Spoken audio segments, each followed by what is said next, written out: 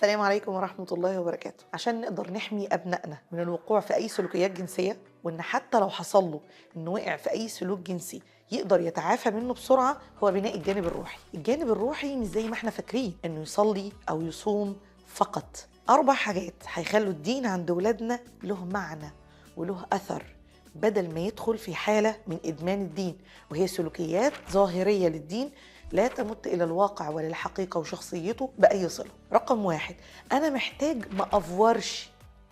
بلاش نأفور في مظاهر الدين الغير مرتبطة بالواقع، يعني خليه دايما بيعمل الحاجة من قلبه.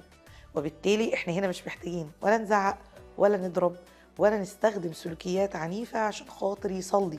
احنا محتاجين نكلمه أكتر عن الصلاة، محتاجين نقوي علاقته بربنا ونخليه يعرف ربنا أكتر، هو هيجري لوحده على الصلاة.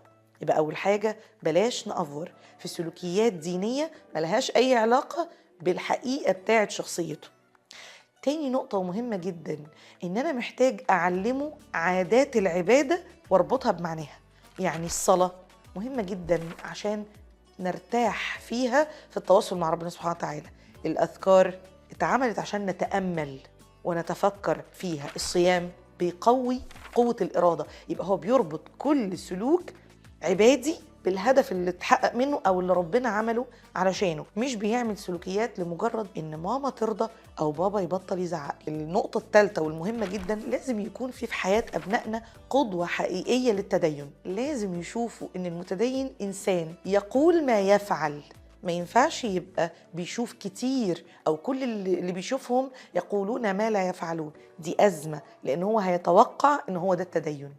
لا، التدين الحقيقي ان انت يكون عندك علاقة قوية روحية بربنا سبحانه وتعالى، بتعمل سلوك العبادات وانت عارف ربنا عملها عشان يحقق عندك ايه، وبالتالي انت قادر تحققه. بعد ما نهتم بالثلاثة اللي فاتوا، اخر نقطة مهمة جدا ان احنا نعلم ولادنا التأمل والتفكر في العبادات، انه يبقى بيتأمل في كل كلمة بيقولها، وده اللي احنا بنسميه الخشوع او بنسميه نفسيا اليقظة الذهنية. دي هتبني كتير قوي في شخصيته. ساعتها هتطمنوا على اولادكم ان صعب قوي انه يقع في ادمان جنس او انه يقع في اي سلوكيات جنسيه، وبالتالي يفضل عطلان فيها ومش قادر يبطلها او يطلع منها.